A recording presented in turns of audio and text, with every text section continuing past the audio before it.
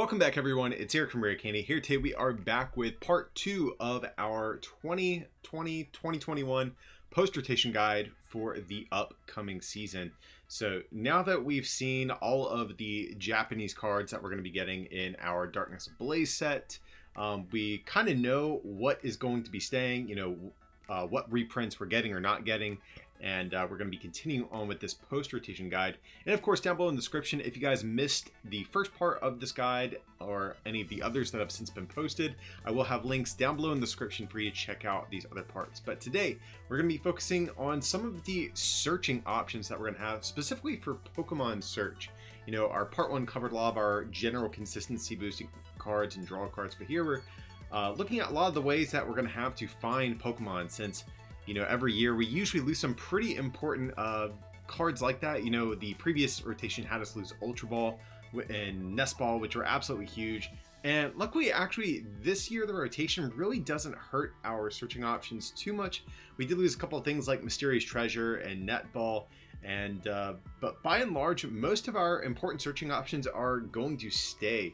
But with that being said, let's take a look at some of the options we are going to be having for this new season. So getting into Pokemon first, we have Phalanx.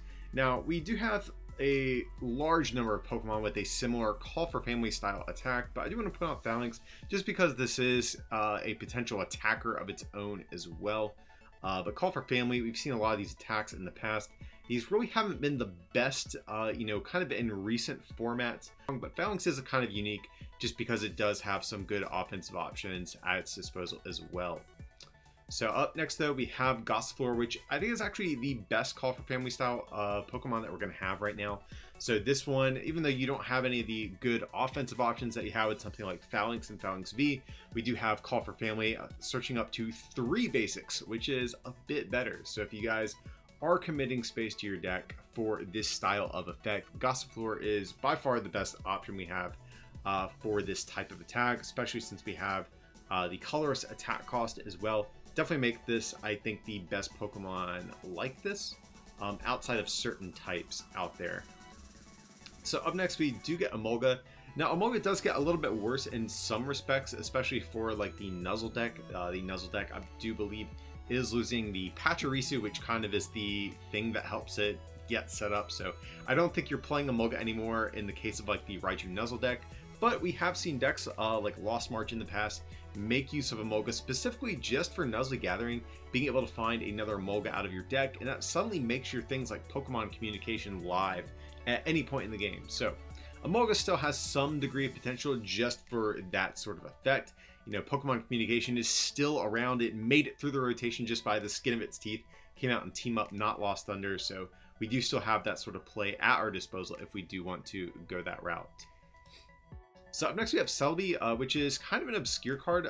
This is definitely one that a lot of you might not even have access to, or you might not have copies of. But Celebi does have an interesting attack here for Colorless Energy. Search your deck for 3 Pokemon GX with different names, reveal them, put them into your hand.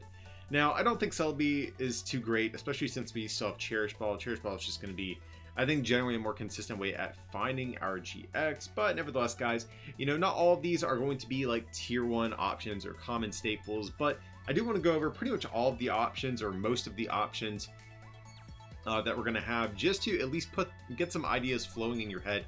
And you never know, some of these cards might eventually see some play, so I'm just kind of throwing some of these options out there, even though they might not be the most popular ones.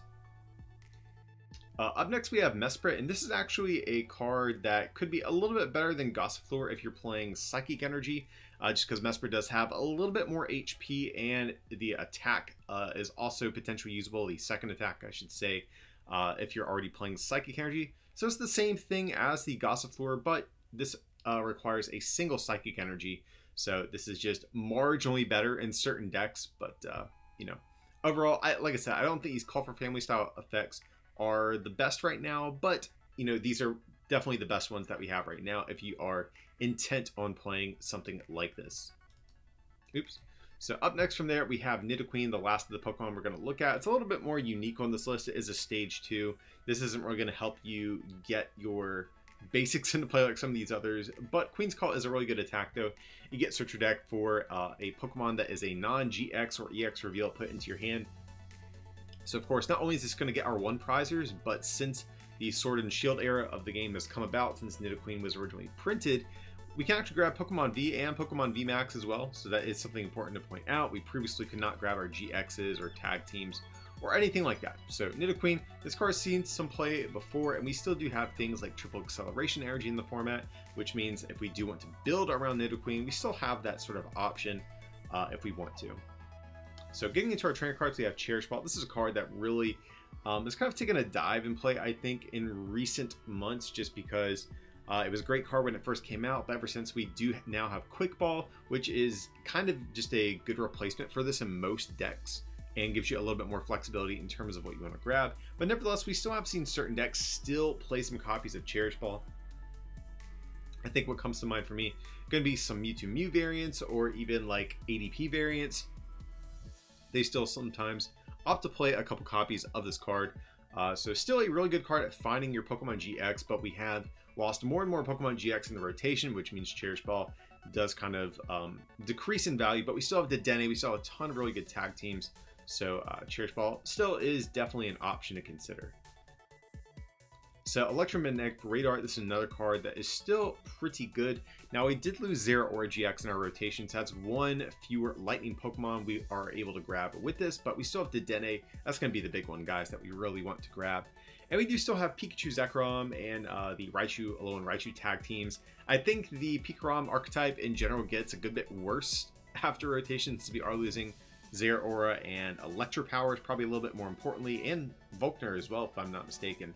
So I'm not sure how good Radar is going to be going forward, but since we do still have some of these strong Pokemon GX, this is definitely going to be a deck building option you have to at least still keep in mind.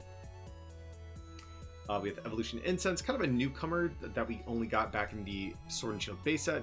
Just search your deck for an Evolution Pokemon. Straightforward, really good in Evolution decks. We're only going to be getting more and more of the Pokemon VMAX, so Evolution Incense, not only good for 1 prize decks, but still has some value in our VMAX decks. So we have Great Ball, not really, I think, one of the biggest staples in the format, but this is sometimes going to be like your 3rd ball searching option. Like if you're playing a deck with a lot of search and you've already maxed out things like Quick Ball and Communication, sometimes Great Ball is going to be sort of the next go-to that you might want to include in certain decks. So look at the top 7 of your deck, get any Pokemon you find there. So you've seen this see a lot of play in previous archetypes, like Zoroark variants, Lost March, etc. So Great Ball, it's still going to see play, I think, in any deck that is going to be running around 20-ish Pokemon. I think that's kind of a safe assumption, unless we get some other sort of like highly specific search for this hypothetical deck. I think Great Ball is probably going to be a, it's going to see play in some counts, I think. So up next from there we have Pokeball. This is a card I've only ever seen someone play unironically once in my entire life. So Pokeball is probably still not going to be very good, even in the new format, since we are retaining so many good searching options. But hey, like I said, guys, I'm not here to tell you what are the best searching options. I'm here to tell you what are the searching options today.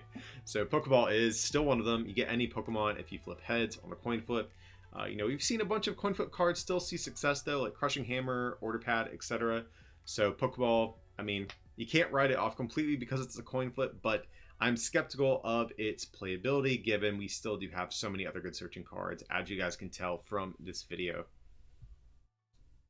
Pokemon Communication, like I already kind of mentioned, barely squeaked by in the rotation, but definitely one I'm still happy to see. It kind of fills a similar role as Great Ball. It's going to mainly be for decks that are playing kind of a higher count of Pokemon, because you do have to have one in your hand to begin with if you do want to get an effect off of Pokemon Communication.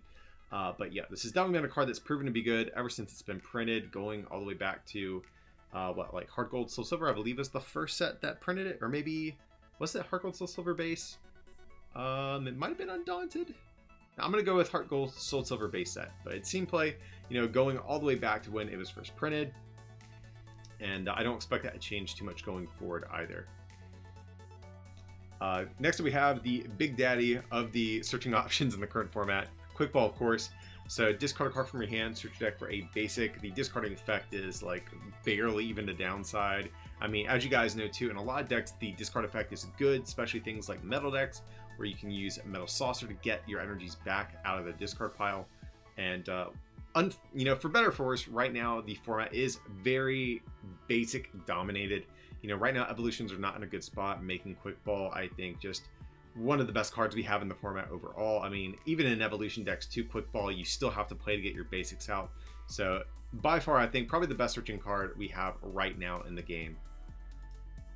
Turffield Stadium, kind of another newcomer we just got in Rebel Clash, but you get search deck for a grass evolution Pokemon. This is a stadium card, so this is a little bit more specific, only of course for grass evolution Pokemon, but if your opponent does not bump it from play, it's actually kind of a better version of Evolution Incense, because you can get repeated uses out of this, like theoretically, and also can act as a counter stadium. So definitely a really good card for grass decks. So Turffield, of course, only as good as the quality of grass Pokemon that we're going to have in the format. So we have Jasmine. This is a card that really hasn't seen too much play, and I don't think it's going to change too much, especially with the current good searching options we have in the format. But you get search deck for a metal Pokemon. This is a supporters that is pretty slow, but if it's your first turn and you're going second, you get search deck for 5 metal Pokemon instead. So I don't think Jasmine's going to be too good in the current format, like especially with things like Gyrosean. You really don't need something like Jasmine to get set up. I think Jasmine only might see play if we get like some sort of like swarm heavy like metal deck, like a deck that wants a bunch of like Galarian Berserkers and stage 1s and stuff like that, or maybe even like a stage 2 metal deck. Maybe Jasmine could see some play, but yeah, definitely it's kind of a cool card, just one that hasn't really been needed to play in decks since we do have so many other good searching options at our disposal. So Poki Kid up next. Search your deck for any Pokemon, reveal, put it into your hand. So kind of like Pokeball, but of course the trade-off is it's not a coin flip, but it's your supporter for turn, which does make it a good bit worse actually. So Poki Kid, not a big fan of this card. You know, this actually was basically the old Celio's Network card from many formats ago, which saw a ton of play, but those were much slower formats than we have been in for many years now. So Poki Kid, not quite as good in this day and age, but we do have the new Vikavolt V coming out in Darkness Ablaze. Or, you know, at the time of filming, we actually don't know if Vikavolt V is going to be in the set. Certain Pokemon V and VMAX are going to be cut. We just don't know which ones at the time of filming. But if Vikavolt V does come out and is very popular, even despite losing a bunch in the rotation, Poki Kid is an option because you can still search out your Pokemon under item lock, which is something you might have to at least think about going forward.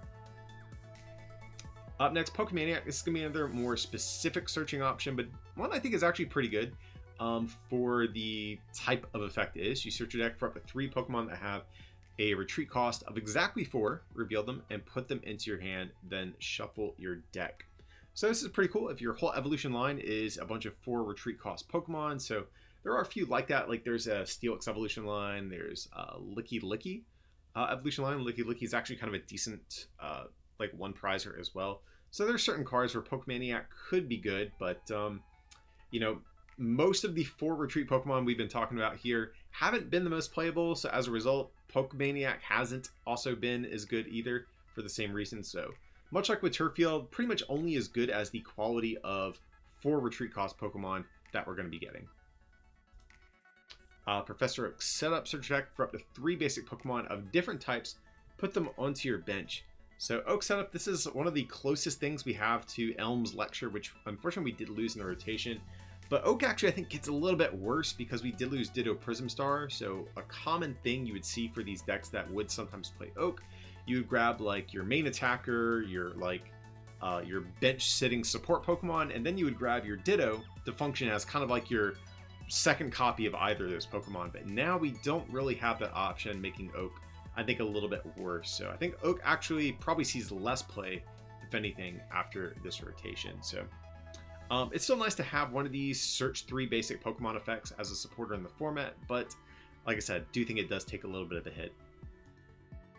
Up next from there we have Sonia, I still don't know how you pronounce this girl's name, but kind of like Oak, fills kind of a similar role. You search your deck for up to 2 basic Pokemon or up to 2 basic energy cards, reveal them, put them into your hand. So again, I'm not a big fan of these types of effects right now. I think our searching options via items are probably good enough to kind of get us where we need to go. But if you are a deck kind of like with the Phalanx we have here in this video that wants to swarm a bunch of like Pokemon, specifically basics as well, this might be an option, but generally speaking, I don't think it's going to be a very popular card. And then from there we have Capture Energy, which is another pretty recent card, but definitely one I'm actually a fan of. I've played a lot of decks with these, you know, mainly one prize decks.